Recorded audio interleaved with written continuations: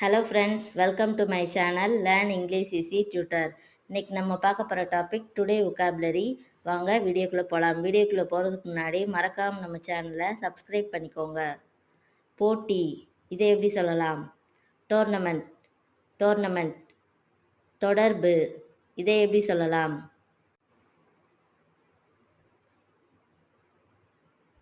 Interaction, interaction.